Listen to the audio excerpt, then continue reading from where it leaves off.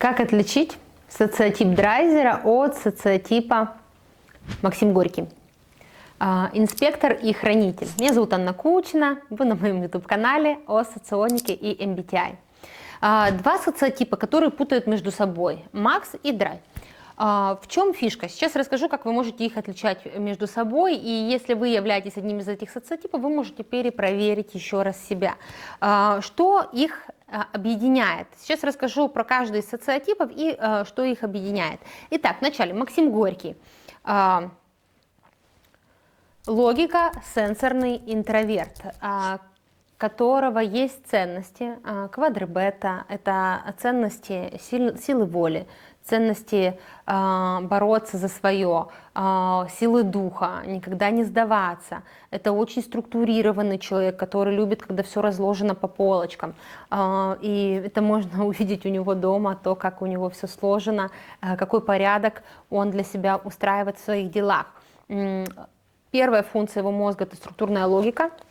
И она предполагает, что весь мир он воспринимает через структуру, через некую систему, все систематизируя. Вся информация, которая поступает к нему, она абсолютно подсознательно систематизируется. Вторая функция мозга у него – это волевая сенсорика, которая предполагает, что он умеет дожать дело до конца, довести его, и для того, чтобы все, что он делает, вошло и вписалось в эту систему. И то, что не вписывается, тоже вписалось. То есть вот, и плюс интроверсия. Что же касается Драйзера, первая функция у него это все-таки этика отношений. Да? Он и визуально другой за счет этого, и характер его другой.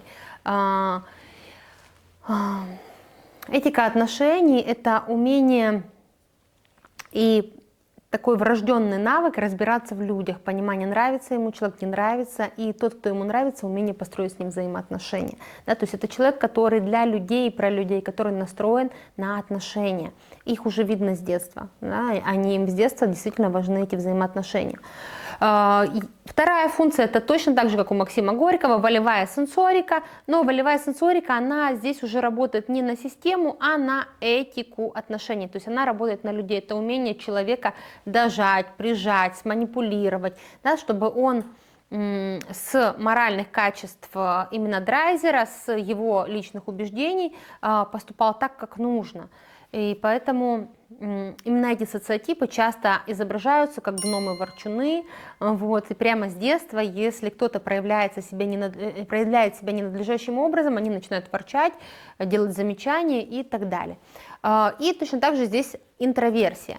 Но ценности уже совсем другие. Нету ценностей войны, борьбы. В целом эти социотипы не очень-то, собственно говоря, любят и спорт. Они больше любят еду и хорошую жизнь.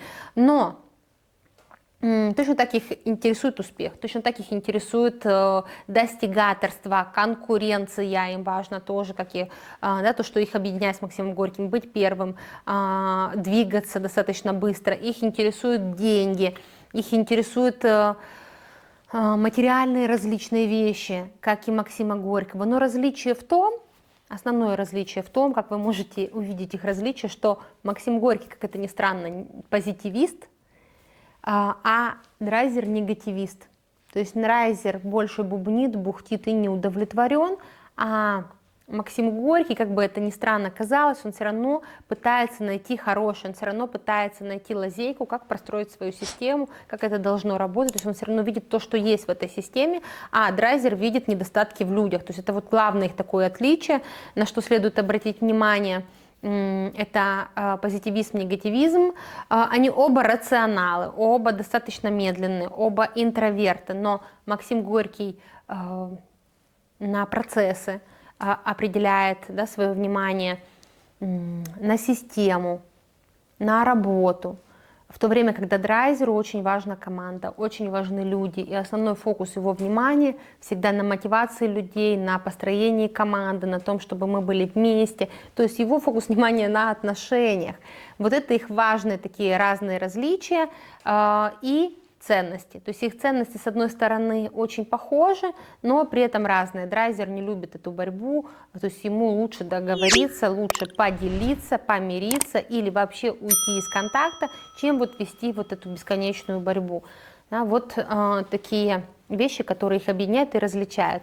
Также вы можете по внешним качествам определить, потому что Максим и Горький, у них обычно и скулы, и они более такие квадратные, даже и женщины, и мужчины, то есть они выглядят достаточно так, в хорошем смысле, угловато, более четкие черты лица у них, в то время как драйзеры, они все-таки более округлые, более мягкие черты лица и формы тела, потому что нету такого на самом деле помешанности на спорте, на усовершенствовании себя, как это есть у Максимов Горьких.